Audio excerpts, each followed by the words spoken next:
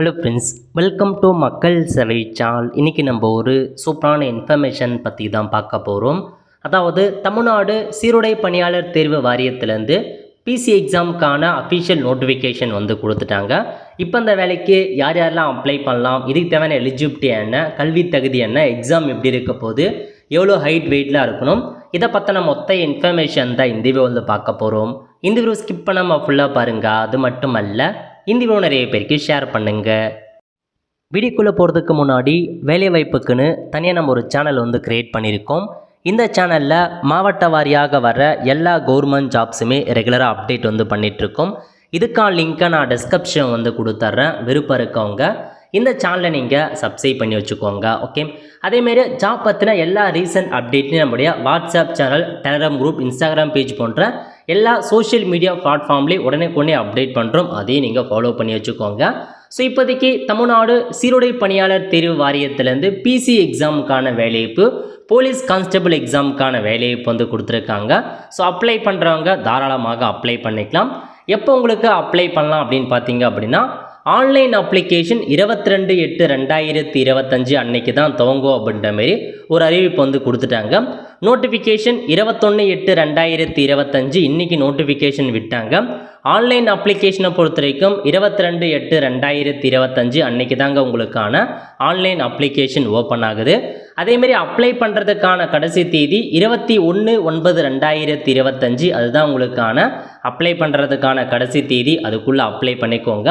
அதேமாரி ஆன்லைன் மூலமாக அப்ளை பண்ண சொல்ல ஏதாச்சும் மிஸ்டேக் பண்ணிட்டீங்க அப்படின்னா அதை கரெக்ஷன் பண்ணுறதுக்கான தேதி கொடுத்துருக்காங்க. 25/9/2025 நீங்கள் கரெக்ஷன்ஸ் பண்ணிக்கலாம் அப்படின்றத சொல்லியிருக்காங்க. அதுக்கப்புறம் எக்ஸாம் பொறுத்த வரைக்கும் 9/11/2025 அன்னைக்கு தாங்க உங்களுக்கான எக்ஸாம் இருக்க போது. ஸோ நாளை முதல் அப்ளை பண்ண ஸ்டார்ட் பண்ணிக்கோங்க. இப்போது வேக்கன்சி பற்றி கொடுத்துருக்காங்க பாருங்கள். அதாவது காவல்துறை டிபார்ட்மெண்ட்லேருந்து 2ஆம் நிலை காவலரில் ஸோ மொத்தமாக 2833 வேக்கன்சி கொடுத்துருக்காங்க. ஆண்கள் பெண்கள் 2 பேருமே சேர்த்து. நெக்ஸ்ட்டு சிறைத்துறை இருக்குது பாருங்கள், அங்கேருந்து சிறை காவலர் கேட்டிருக்காங்க. ஆண்களுக்கு 142 வேக்கன்சியும் பெண்களுக்கு 38 வேக்கன்சியும், டோட்டலாக 180 வேக்கன்சி கொடுத்துருக்காங்க. அதேமாரி தீயணைப்பாளர் ஃபயர்மேன்லேருந்து ஆண்களுக்கு மட்டும் 631 வேக்கன்சி, ஃபயர்மேனில் பெண்களுக்கு வேக்கன்சி இல்லை. ஆல்மோஸ்ட் வந்து 3655 வேக்கன்சி கிட்ட கொடுத்துருக்காங்க. நல்ல ஒரு ஜாப் ஆப்பர்ச்சுனிட்டிங்க. ஸோ மிஸ் பண்ணாத அப்ளை வந்து பண்ண பாருங்கள். இப்போ மற்ற இன்ஃபர்மேஷன்ஸ் பற்றி பார்க்கலாம். அதாவது தேர்வு செய்ய தகுதியான பெண் விண்ணப்பதாரர்கள் வந்து இல்லாமல் இருக்காங்க அப்படின்னா அவங்களுடைய வேக்கன்சி ஆண்களுக்கு போகும் அப்படின்ற மாரி உங்களுக்கு வந்து சொல்லியிருக்காங்க. அதுக்கப்புறம் பற்றாக்குறை காலி பணம் கொடுத்துருக்காங்க பாருங்கள். அதாவது ஷார்ட் ஃபால் வேக்கன்சி எஸ்டிக்கு வந்து ஷார்ட் ஃபால் வேக்கன்சி 21 வேக்கன்சி கொடுத்துருக்காங்க. அது வந்து எஸ்டிக்கு மட்டும்தான் போகும். அந்த வேக்கன்சி பெண்களுக்கோ அல்லது விளையாட்டு ஒதுக்கீடோ அவங்களுக்குலாம் முன்னுரிமை இல்லை. ஜென்ரலாக இருக்கவங்களுக்கு 21 ஷார்ட் ஃபால் வேக்கன்சி வந்து போக போகுது. ஓகே, இப்போ இந்த 3600க்கும் மேற்பட்ட வேக்கன்சி எந்த ரிசர்வேஷன் அடிப்படையில் பிரிக்கிறாங்க அப்படின்னா, இதில் வார்டுக்கம் டிபெண்ட், அதாவது இதுக்கு முன்னாடி அந்த போலீஸாக இருக்கவங்க அவங்க வார்டாக இருக்கீங்க, அவங்க அப்ளை பண்ணுறவங்களுக்கு 10% வந்து பார்த்தா இடஒதுக்கீடு வழங்குறாங்க. ஸ்போர்ட்ஸ் பர்சனுக்கு 7%, அதேமாரி மிலிட்ரி ஸ்போர்ட்ஸ் பர்சனுக்கு 3% இடஒதுக்கீடு கொடுக்குறாங்க. எக்ஸ் சர்வீஸ் மேனுக்கு 5% கொடுக்குறாங்க. ஆதரவற்ற விதவைக்கு 3% கொடுக்குறாங்க. தமிழ் வழியில் படிச்சிருக்கீங்க அப்படின்னா 20% இடஒதுக்கீடு. ஸோ இந்த மாதிரி உங்களுக்கான இடஒதுக்கீடு இவங்க எல்லாருக்குமே முன்னுரிமை இருக்குது. ஸோ இவங்க எல்லாருக்குமே முன்னுரிமை வந்து கொடுக்குறாங்க. ஓகே, அதுக்கப்புறம் அப்படியே கீழே வந்தீங்க அப்படின்னா உங்களுக்கு சேலரியை பொறுத்த வரைக்கும் 18,200 ஸ்டார்டிங்கில் சேலரி கொடுக்குறாங்க. அதிகபட்சமாக 67,100 வரைக்கும் உங்களுக்கான சேலரி வந்து இருக்க போதுங்க. நெக்ஸ்ட்டு கல்வி தகுதி குறைந்தபட்சம் 10ஆம் வகுப்பு பாஸ் பண்ணியிருக்கீங்க அப்படின்னாவே இந்த வேலைக்கு நீங்கள் தாராளமாக அப்ளை பண்ணலாம். ஸோ 10th பாஸ் பண்ணவங்க அப்ளை பண்ணிக்கோங்க. நெக்ஸ்ட்டு ஏஜ் மீட் கொடுத்துருக்காங்க பாருங்கள். ஏஜ் மீட்டை பொறுத்த வரைக்கும் உங்களுக்கு என்ன சொல்லியிருக்காங்கன்னா, மினிமம் 18 எல்லாருமே கம்ப்ளீட் ஆகிருக்கணும். அதிகபட்சமாக ஓசி கேட்டகரி 26 வயசுக்குள்ளே இருக்கணும். அதேமாரி எந்த தேதியிலேருந்து எந்த தேதிக்குள்ளே பிறந்தவங்க அப்ளை பண்ணலாம் அப்படின்ற மாதிரி மென்ஷன் பண்ணியிருக்காங்க. அதுக்கப்புறம் பிசி முஸ்லீம், எம்பிசி டிஎன்சிக்கு 18 வயசுலேருந்து 28 வயசுக்குள்ளே இருக்கவங்க அப்ளை பண்ணலாம். நெக்ஸ்ட்டு எஸ்சிஏ எஸ்டி இருக்காங்க பாருங்க, அவங்க 18 வயசுலேருந்து 31 வயசுக்குள்ளே இருக்கவங்க இந்த வேலைக்கு அப்ளை பண்ணலாம். நெக்ஸ்ட் வந்து பாருங்கள் தேர்ட் ஜெண்டர் மூன்றாம் பாலினத்தவர் அவங்க 18 வயசுலேருந்து 31 வயசுக்குள்ளே இருக்கவங்க அப்ளை பண்ணலாம். நெக்ஸ்ட்டு ஆதரவற்ற விதவை இருக்காங்க பாருங்க, அவங்க வந்து 18 வயசுலேருந்து 37 வயசுக்குள்ளே இருக்கவங்க அப்ளை பண்ணலாம். அதேமாரி முன்னாள் இராணுவத்தினர் அவங்களா இருக்காங்க பாருங்க, அவங்க 47 வயசுக்குள்ளே இருக்கவங்க அப்ளை பண்ணலாம் அப்படின்ற மாரி மென்ஷன் பண்ணியிருக்காங்க. இராணுவம், கடற்படை, விமானப்படையில் ஓய்வு பெற்றவங்க எல்லாருமே உங்களை எக்ஸ் சர்வீஸ் மேனாக தான் கருதுவோம் அப்படின்ற மாதிரியும் உங்களுக்கு மென்ஷன் பண்ணியிருக்காங்க. முன்னாள் மத்திய ஆயுள் காவல் படையினர் கீழ்கண்ட ஏதாச்சும் ஒன்றுத்தில் ஓய்வு பெற்றவர்கள் அது கீழே வருவீங்க அப்படின்னு சொல்லியிருக்காங்க. நெக்ஸ்ட்டு வகுப்பு வாரியாக, ஸோ ஒரு கம்யூனிட்டி வைஸாக எவ்வளோ இடஒதுக்கீடு வழங்குறாங்கன்னா, ஸோ நார்மலாக ஜென்ரலுக்கு 31, பிசிக்கு 26.5, பிசி முஸ்லீம் 3.5%, எம்பிசிடிஎன்சிக்கு 20%, எஸ்சிக்கு 15, எஸ்சிஐக்கு 3, எஸ்டிக்கு 1, அந்த மாதிரி உங்களுக்கு கம்யூனிட்டி வைஸாக ரிசர்வேஷன்ஸ் கொடுத்துருக்காங்க, நோட் பண்ணிக்கோங்க. அடுத்த கட்டமாக அப்படி கீழே வந்தீங்க அப்படின்னா சார்ந்துள்ள வாரிசுக்கான 10% இடஒதுக்கீடு. ஸோ நீங்கள் வந்து பார்த்தா ஓய்வு பெற்றவங்க, மரணம் அடைஞ்சவங்க, இந்த மாதிரி இருக்கக்கூடிய வாரிசு அப்ளை பண்ணலாம். அவங்களுக்கு 10% இடஒதுக்கீடு கொடுக்குறாங்க. அவங்க யார் யார், அவங்களுக்கான எலிஜிபிலிட்டி என்ன அப்படின்றத மென்ஷன் பண்ணியிருக்காங்க, செக் பண்ணி பார்த்துக்கோங்க. அதேமாரி விளையாட்டு ஒதுக்கீட்டின் கீழ் இருக்காங்க பாருங்க, அவங்களுக்கு 2ஆம் நிலை காவலில் 7% ஒதுக்கீடும், சிறை காவலில் 10%, தீயணைப்பாளர் 10% கொடுக்குறாங்க. ஸோ விளையாட்டு எந்தமான விளையாட்டு அது எல்லாமே மென்ஷன் பண்ணியிருக்காங்க பாருங்க. 3 வகையான படிவம், அதாவது இந்திய நாட்டின் சார்பாக கலந்து கொண்டவங்க, தேசிய அளவில் கலந்து கொண்டவங்க, பல்கலைக்கழகங்களுக்கு இடையே வந்து பார்த்தா கலந்து கொண்டவங்க, அந்த மாதிரி கொடுத்துருக்காங்க. அவங்க தான் பண்ண முடியும். அங்கீகரிக்கப்பட்ட விளையாட்டு இந்த 16 விளையாட்டில் மேலே சொல்லியிருக்க 3 இடத்துல நீங்கள் பார்ட்டிசிபேட் பண்ணியிருக்கீங்க அப்படின்னா தாராளமாக நீங்கள் அப்ளை பண்ணலாம். பட் அதுக்கான சர்டிஃபிகேட் ஃபார்ம்லையுமே கண்டிப்பாக நீங்கள் வாங்கணும் அப்படின்றத மென்ஷன் பண்ணியிருக்காங்க. அதுக்கப்புறம் மெச்சத்தக்க விளையாட்டு வீரருக்கு 3% கொடுக்குறாங்க. அவங்க என்னென்ன கேட்டகரி, அவங்களுக்கான தகுதி என்ன, எந்த விளையாட்டு அதிலையுமே கொடுத்துருக்காங்க, நீங்கள் நோட் பண்ணிக்கோங்க. அதுக்கப்புறம் தமிழ் வழியில் படிச்சிருக்கீங்க 1 to 10th வரைக்கும் ஃபுல் அண்ட் ஃபுல் தமிழ் மீடியத்தில் படிச்சிருக்கீங்க அப்படின்னாவே நீங்கள் பிஎஸ்டிஎம் எலிஜிபிள் ஆகும். 20% இடஒதுக்கீடு வழங்குறாங்க. ஸோ அது பிஎஸ்டிஎம் சர்டிஃபிகேட்டை நீங்கள் ஆன்லைன் மூலமாக நீங்களே அப்ளை பண்ணி வாங்கிக்கலாங்க, அதையும் நோட் பண்ணிக்கோங்க. சிறப்பு ஒதுக்கீடு அப்படின்னா எக்ஸ் சர்வீஸ் மேனுக்கு 5% கொடுக்குறாங்க. எக்ஸ் சர்வீஸ் மேனாக இருக்கவங்க செக் பண்ணி பார்த்துக்கோங்க. ஆதரவற்ற விதவைக்கு 3% கொடுக்குறாங்க. அதுக்கு நீங்கள் ஆதரவற்ற விதவைக்கான சர்டிஃபிகேட் வாங்கியிருந்தால் மட்டும்தான் நீங்கள் ஆதரவற்ற விதவை நீங்கள் வாங்க முடியும். ஸோ நெக்ஸ்ட் திருநங்கைக்கான ரிசர்வேஷன்ஸ் கொடுத்துருக்காங்க. இதெல்லாமே பேசிக் இன்ஃபர்மேஷன். ஓகே, நெக்ஸ்ட்டு பதவி விருப்பம் முன்னுரிமை கொடுத்துருக்காங்க. மொத்தமாக 3 பதவி, 2ஆம் நிலை காவலர், 2ஆம் நிலை சிறை காவலர், ஃபயர்மேன், மொத்தமாக 3 பதவி கொடுத்துருக்காங்க. பின் விண்ணப்பதாரர் வந்து பார்த்தீங்கன்னா 2ஆம் நிலை சிறை காவலர், 2ஆம் நிலை காவலர் பதவிக்கு மட்டும் தான் அப்ளை பண்ண முடியும், ஃபயர்மேனுக்கு அப்ளை பண்ண முடியாது. அதேமாரி ஆண்களை பொறுத்த வரைக்கும் நீங்கள் 3 பதவிக்குமே எலிஜிபிளுங்க, 3 பதவிக்குமே நீங்கள் அப்ளை பண்ணலாம். நீங்கள் ஆன்லைன் மூலமாக அப்ளை பண்ண சொல்ல ப்ரிஃபரன்ஸ் கொடுக்கணும். உங்களுக்கு வந்து 2ஆம் நிலை காவலர் பிசி வேணுமா, அல்லது வந்து பார்த்தா ஃபயர்மேன் வேணுமா, அல்லது 3ஆவதாக அந்த மீதி இருக்க பதவி, 3 பதவி உங்களுக்கு ப்ரிஃபரன்ஸ் காமிக்கும். ஃபஸ்ட்டு பதவி எது வேணும், செகண்ட் பதவி எது வேணும், தேர்டு பதவி எது வேணும் அப்படின்னு கொடுக்கணும் ஆன்லைனில். ஸோ நீங்கள் ஃபஸ்ட்டு பதவி எது முன்னுரிமை கொடுக்கணும், செலக்ட் ஆகிட்டீங்க அப்படின்னா அந்த பதவி மட்டும் தான் உங்களுக்கு எடுக்க முடியும், மீதி இருக்க 2 பதவி எடுக்க முடியாது. அதனால் நீங்கள் உங்களுக்கு எந்த பதவி வேணும், போலீஸ் கான்ஸ்டபிளா, ஃபயர்மேனா, எது வேணும் அப்படின்றத நீங்கள் கரெக்டாக ஆன்லைன் மூலமாக ப்ரிஃபரன்ஸ் கொடுத்துக்கோங்க அப்படின்றத சொல்லிட்டாங்க. ஒன்ஸ் நீங்கள் கொடுத்துட்டு ஜாப் கிடைச்சதுக்கப்புறம் நீங்கள் வேறு பதவிக்கு மாற முடியாது அப்படின்றதையும் மென்ஷன் பண்ணியிருக்காங்க. 3 ப்ரிஃபரன்ஸுமே நீங்கள் மாற்றி கொடுக்கலாம். ஃபஸ்ட்டு கொடுக்குறது கிடைக்கல அப்படின்னா செகண்ட் ப்ரிஃபரன்ஸ் கிடைக்கும், அதுவும் கிடைக்கலாம், தேர்ட் அந்த மாதிரி கிடைக்கும். அதனால் ஸோ ஆன்லைனில் அப்ளை பண்ண சொல்ல 3 ப்ரிஃபரன்ஸுமே கொடுக்க பாருங்கள். ஸோ கண்டிப்பாக அப்ளை பண்ண சொல்ல வீடியோ போட்டுடலாம். ஓகே, அதுக்கப்புறம் தேர்வு முறைகள், எக்ஸாமினேஷன் பேட்டர்ன் எப்படி செலெக்ஷன் பண்ணுறாங்க அப்படின்னா, முதல்ல எக்ஸாம் வைக்கிறாங்க. தமிழ் மொழி தகுதி தேர்வு 80 மதிப்பெண் வைக்கிறாங்க. இது கட்டாயமாக இந்த எக்ஸாமில் நீங்கள் பாஸ் பண்ணணும். நெக்ஸ்ட்டு முதன்மை எழுத்து தேர்வில் 70 மதிப்பெண் கொடுக்குறாங்க. அதுக்கப்புறம் சர்டிஃபிகேட் வெரிஃபிகேஷன், அதுக்கு மார்க் இல்லை. உடற்கூறு அளத்தல், உங்களுக்கு எவ்வளோ ஹைட் இருக்குது, செஸ்ட் மெஷர்மெண்ட் இருக்குது, அதுக்கான டெஸ்ட்டுக்கு மதிப்பெண் கிடையாது. உடல் உறுதி தேர்வு, அதுக்கும் மதிப்பெண் கிடையாது. நெக்ஸ்ட்டு உடல் திறன் போட்டி வைக்கிறாங்க, அதுக்கு 24 மதிப்பெண். சிறப்பு மதிப்பெண் எதுக்குன்னா, நீங்கள் என்சிசிக்கான சர்டிஃபிகேட் வச்சுருக்கீங்கன்னா 2 மதிப்பெண்ணும், என்எஸ்க்கான சர்டிஃபிகேட் வச்சுருந்தா 2 மதிப்பெண்ணும், ஸ்போர்ட்ஸில் இருக்கீங்க அப்படின்னா 2 மதிப்பெண் கொடுக்குறாங்க. இந்த மாதிரி எல்லா சர்டிஃபிகேட் இருக்குன்னா அதுக்கு ஒரு சிறப்பு மதிப்பெண்ணா 6 மதிப்பெண் கொடுக்குறாங்க. ஸோ இதெல்லாம் வச்சு தான் உங்களை செலெக்ஷன் பண்ணுறோம் அப்படின்றத சொல்லிட்டாங்க. ஓகே, ஸோ முதல்ல உங்களுக்கு எழுத்து தேர்வு இருக்க போகிறீங்க. தமிழ் மொழி தகுதி தேர்வு இருக்க போது ஓஎம்ஆர் மெத்தடில் மொத்தமாக 80 கொஷின் கேட்குறாங்க. 80 மதிப்பெண் எக்ஸாம் இருக்கும். 1 மணி நேரம் எக்ஸாமினேஷன் வைக்கிறாங்க. ஸோ குறைந்தபட்சம் 32 மதிப்பெண் நீங்கள் எடுக்கணும், 40% மதிப்பெண் எடுக்கணும் அப்படின்னு சொல்லியிருக்காங்க. அப்படி குறைந்தபட்சம் 32 மதிப்பெண் எடுத்தால் மட்டும்தான் முதன்மை எழுத்து தேர்வுக்கான மதிப்பெண்ணை வந்து எவல்யூஷன் பண்ணுவாங்க. நீங்கள் தமிழ் மொழி தகுதி தேர்வில் 32 மதிப்பெண் கீழே எடுத்துட்டாவே நீங்கள் வந்து ஃபெயில்னு அர்த்தம், நீங்கள் அப்படியே வெளியே போயிட வேண்டியது தான்.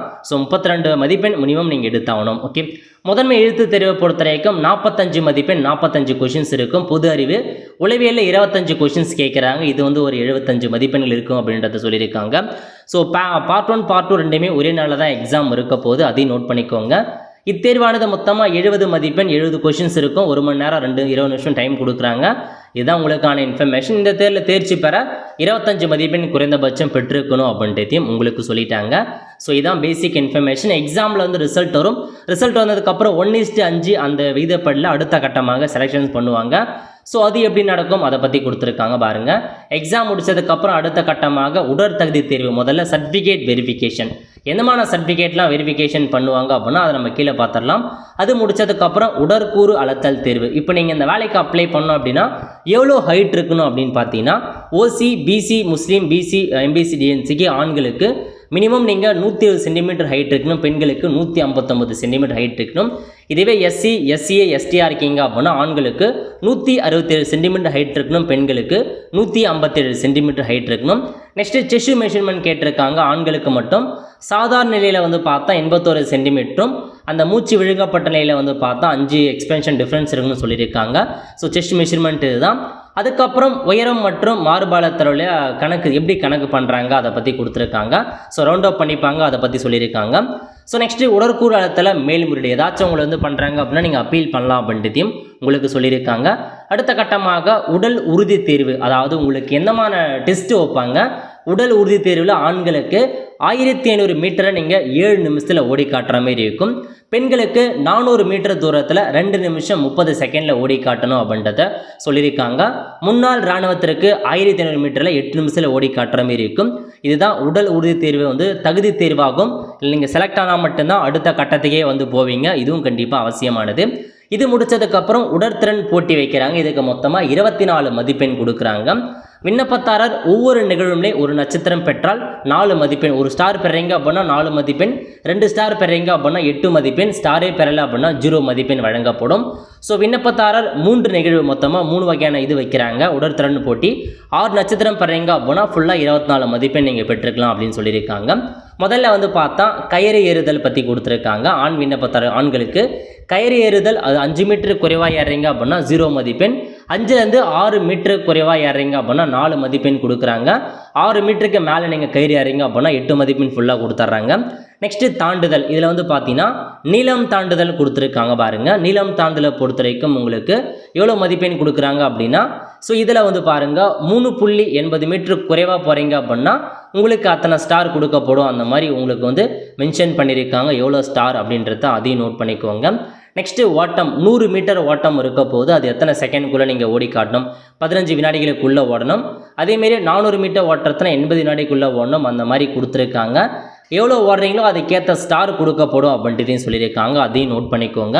15 செகண்டுக்குள்ளே வரீங்க, அதிகமாக வரீங்க அப்படின்னா உங்களுக்கு 0 மதிப்பெண், 15 to உங்களுக்கு 13 அந்த மாதிரி கொடுத்துருக்காங்க. ஸோ அதுக்கேற்ற மாதிரி நீங்கள் ஸ்டார்ஸை வந்து எடுக்கலாம். ஓகே, இதாங்க உங்களுக்கான இன்ஃபர்மேஷன். 3 செலெக்ஷன் ப்ராசஸ் வைக்கிறாங்க. கயிறு ஏறுதல், தாண்டுதல், அதுக்கப்புறம் வந்து பார்த்தா ஓட்டம் 3 இருக்க போது. 3த்துக்கு மட்டும்தான் மதிப்பெண், அதை நோட் பண்ணிக்கோங்க அதுக்கேற்ற மாதிரி. பெண் விண்ணப்பதாரருக்கு நீளம் தாண்டுதல், எரிதல், ஓட்டம் 3 வைக்கிறாங்க.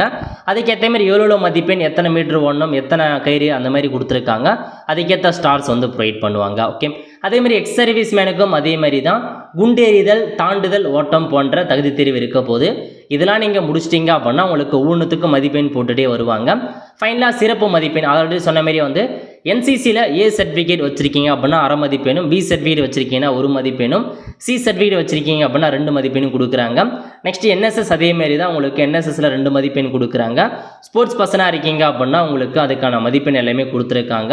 ஸ்போர்ட்ஸ் பர்சனை பொறுத்த வரைக்கும் பள்ளி சார்பாக நடக்கும் போட்டியில் கலந்துக்கிறவங்க 1/2 மதிப்பெண், கல்லூரி சார்பாக 1/2 மதிப்பெண். இந்த மாதிரி நீங்கள் ஸ்கூல் காலேஜ் கொடுத்தீங்கன்னா கண்டிப்பாக உங்களுக்கு மதிப்பெண் இருக்குதுங்க. ஒரு 1/2 மதிப்பெண்ணாலும் அதன் மூலமாக கட் ஆஃப் எங்கேயோ போகும். ஸோ அதெல்லாம் நல்லா நோட் பண்ணிக்கோங்க. சிறப்பு மதிப்பெண்ணும் கண்டிப்பாக கொடுத்துருக்காங்க. ஓகே, இதுக்கப்புறம் ஃபைனலாக உங்களுக்கான செலக்ஷன் லிஸ்ட்டை வெளியிடுவாங்க. மதிப்பெண்ணுக்கு ஏற்ற மாதிரி, ரிசர்வேஷனுக்கு ஏற்ற மாதிரி, அதுக்கேற்ற மாதிரி தான் உங்களுக்கான ஜாப் வந்து கன்ஃபர்மேஷன் ஆகும். எக்ஸாம் இருக்க போது, அதுக்கப்புறம் உங்களுக்கான டாக்குமெண்ட் வெரிஃபிகேஷன், அதுக்கப்புறம் தகுதி தேர்வாக ரன்னிங் ரேஸ் வைக்கிறாங்க. அதை தவிர்த்து உங்களுக்கு அந்த 3 டெஸ்ட் வைக்கிறாங்க. அது எல்லாத்தையும் நீங்கள் பாஸ் பண்ணிட்டு ஃபைனலாக மார்க் வரும். மார்க்கை வச்சு சைட் பண்ணுறாங்க. ஓகே, நெக்ஸ்ட் எக்ஸாமுக்கான ஃபீஸ் கொடுத்துருக்காங்க பாருங்கள். 250 ரூபா நீங்கள் எக்ஸாமுக்கான ஃபீஸாக நீங்கள் பேமெண்ட் வந்து பண்ணுற மாதிரி இருக்குங்க. ஸோ இதான் இன்ஃபர்மேஷன். அதேமாரி ஆன்லைன் மூலமாக அப்ளை பண்ணுறது எப்படி, அதுக்கான இன்ஸ்ட்ரக்ஷன் என்ன, அதையும் கொடுத்துருக்காங்க. 250 ரூபா நீங்கள் ஆன்லைன் மூலமாக தான் பே பண்ணுற மாதிரி இருக்கும். ஏதாச்சும் டவுட் இருக்குது அப்படின்னா டோல் ஃப்ரீ நம்பர்லாம் கொடுத்துருக்காங்க, கால் பண்ணி கேட்டுக்கோங்க. ஸோ எல்லா இன்ஃபர்மேஷனுமே நம்ம வந்து பார்த்தாச்சுங்க. டாக்குமெண்ட்டை பொறுத்த வரைக்கும் எல்லா டாக்குமெண்ட்டுமே ரெடி பண்ணி வச்சுக்கோங்க. ஏன்னா எல்லாமே உங்களுக்கு அது பதிவேற்றம் செய்யப்பட வேண்டிய ஆவணங்கள் பற்றி கொடுத்துருக்காங்க பாருங்கள். அதாவது உங்கள் பெயர் மாற்றிருக்கீங்க அப்படின்னா அதுக்கான கசட் காப்பி. ஸோ பெயர் மாற்றாதவங்க பிரச்சனை இல்லை. பிறந்த தேதிக்கு 10ஆம் வகுப்பு மதிப்பெண் பட்டியல், கல்வி தகுதிக்கான டாக்குமெண்ட் எல்லாமே நீங்கள் 10th முடிச்சிருக்கீங்க அப்படின்னா 10th டிசி மார்க் ஷீட் கேட்பாங்க. அதிகபட்ச கல்வி தேதியோ அதுக்கான டாக்குமெண்ட் ரெடி பண்ணிக்கோங்க. ஜாதி சர்டிஃபிகேட் கேட்டிருக்காங்க. அதுக்கப்புறம் விதவையாக இருக்கீங்க அப்படின்னா அதுக்கான டாக்குமெண்ட்ஸ் வந்து நீங்கள் சப்மிட் பண்ணுற மாதிரி இருக்கும். முன்னாள் இராணுவத்தில் அந்த மாதிரி இருக்கவங்க அதுக்கான டாக்குமெண்ட், என்சிசி என்எஸ்எஸ் சர்டிஃபிகேட்ஸ்னா அதுக்கான டாக்குமெண்ட், சிறப்பு மதிப்பெண்ணா விளையாட்டு போட்டிகளுக்கான சர்டிஃபிகேட்டு, அதுக்கப்புறம் வந்து பார்த்தீங்கன்னா அந்த வார்ட் ஆஃப் இருக்காங்க பாருங்கள், வாரிசு, அவங்களுக்கான டாக்குமெண்ட்டு, அப்புறம் பிஎஸ்டிஎம் இருக்குன்னா பிஎஸ்டிஎம் வாங்கி வச்சுக்கோங்க. அதுக்கப்புறம் தடையில்லா சர்டிஃபிகேட், கவர்மெண்ட் ஜாபில் இருக்கவங்க என்ஓசி வாங்கணும். ஸோ உங்களுக்கான ஃபோட்டோ அதெல்லாம் கேட்டிருக்காங்க. ஸோ பாஸ்போர்ட் சைஸை வந்து பார்த்தா நீங்கள் இது பண்ண வேண்டும். அதுக்கப்புறம் ஸோ இடது கை கட்டை விரல் ரேகை வந்து பார்த்தா பதிவு பண்ணணும். அதுக்கப்புறம் சிக்னேச்சர் கேட்டிருக்காங்க. இதெல்லாமே நீங்கள் அட்டாச் பண்ணுற மாதிரி இருக்குங்க. ஸோ இதெல்லாம் உங்களுக்கான இன்ஃபர்மேஷன். உங்களுக்கான ஃபார்ம் எல்லாமே கீழே கொடுத்துருக்காங்க. செக் பண்ணி பார்த்துட்டு தேவைப்படுறவங்க டவுன்லோட் பண்ணிக்கோங்க. எக்ஸாம் சென்டரை பொறுத்த வரைக்கும் எல்லா இடங்கள்லையுமே எக்ஸாம் சென்டர் கொடுத்துருப்பாங்க. ஸோ பிரச்சனை கிடையாது. எக்ஸாம் சென்டர் எல்லாத்துக்குமே ஒன்று தான் இருக்கும். ஸோ நோட் பண்ணிவிட்டு அப்ளை பண்ண பாருங்கள். 10th pass, height, chest measurement எல்லாமே இருக்கான்னு செக் பண்ணி பார்த்துட்டு அப்ளை பண்ணிக்கோங்க. ஓகே ஃப்ரெண்ட்ஸ், கண்டிப்பாக இந்த வீடியோ பிடிச்சா லைக் பண்ணுங்கள். அது மட்டும் அல்ல, இந்த வீடியோ நிறைய பேருக்கு ஷேர் பண்ணுங்கள். அடுத்து ஒரு நிலையில் சந்திப்போம். நன்றி, வணக்கம்.